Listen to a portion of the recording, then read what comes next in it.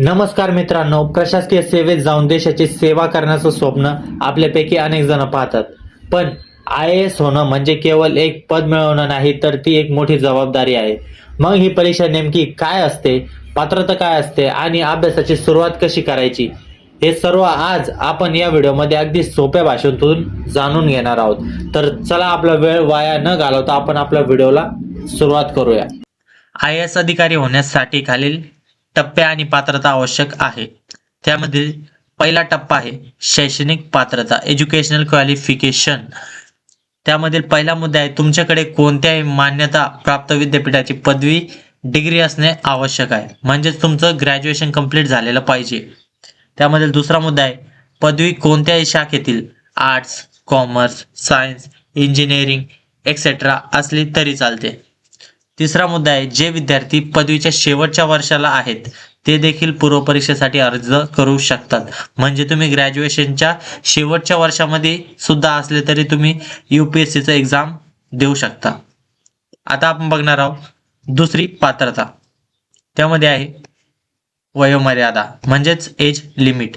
त्यासाठी खुला प्रवर्गासाठी 21 ते 32 वर्ष यांना 6 वेळा संधी आहे आणि OBC साठी 21 ते 35 वर्ष त्यांना 9 वेळा संधी आहे आणि SC आणि ST यांना 21 ते 37 वर्ष वयोमर्यादेपर्यंत कितीही वेळा. म्हणजे SC आणि ST यांच्यासाठी UPSCचे एक्झाम देण्यासाठी कितीही वेळा हे अर्ज करू शकतात. आता आपण बघणार आहोत तिसरी पात्रता. ते आहे परीक्षेचे स्वरूप, एक्झाम पॅटर्न. ही परीक्षा 3 मुख्य टप्प्यात विभागलेले असते. त्यामधील पहिला टप्पा आहे पूर्व परीक्षा, प्रिलिमिनरी एक्झाम. तर दुसरा टप्पा आहे मुख्य परीक्षा, मेन्स एक्झाम. तिसरा टप्पा आहे मुलाखत, इंटरव्ह्यू. तर पहिला टप्पा आहे पूर्व परीक्षा, प्रिलिम्स एक्झाम. त्यात 2 पेपर असतात, GS जनरल स्टडीज आणि CSAT. ही परीक्षा केवळ पात्रतेसाठी म्हणजेच क्वालिफिकेशनसाठी असते. तर दुसरा टप्पा आहे मुख्य परीक्षा, मेन्स एक्झाम. यात एकूण 9 पेपर असतात. यात लेखी स्वरूपाची उत्तरे द्यावी लागतात. यात तुमचा पर्यायी विषय ऑप्शनल सब्जेक्ट निवडणे महत्त्वाचे असते. तर तिसरा टप्पा आहे मुलाखत म्हणजेच इंटरव्ह्यू. मुख्य परीक्षेत उत्तीर्ण झाल्यावरती दिल्ली येथे मुलाखत घेतली जाते. यात तुमचे व्यक्तिमत्व आणि निर्णय क्षमता तपासली जाते. तर मित्रांनो, आपण बघणार आहोत आता तयारी कशी करावी, म्हणजेच हा आपला चौथा टप्पा आहे.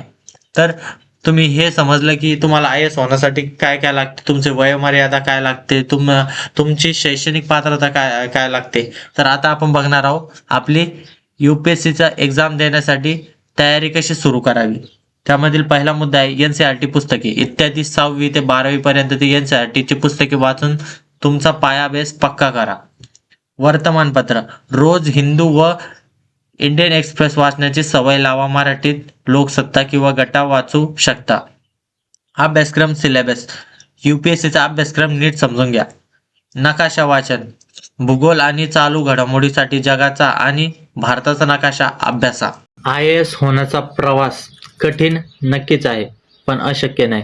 जिद्द, चिकाटी आणि योग्य नियोजनाच्या जोरावर तुम्ही हे शिखर गाठू शकता. लक्षात ठेवा, एक अधिकारी बनून तुम्ही हजारो लोकांच्या आयुष्यात सकारात्मक बदल घडवू शकता. तुम्हाला या परीक्षेबद्दल अजून काही प्रश्न असतील तर खाली कमेंटमध्ये नक्की सांगा. व्हिडिओ आवडला असेल तर लाईक करा आणि आपल्या मित्र मैत्रिणींसोबत शेअर करा. चॅनलला सबस्क्राईब करायला विसरू नका.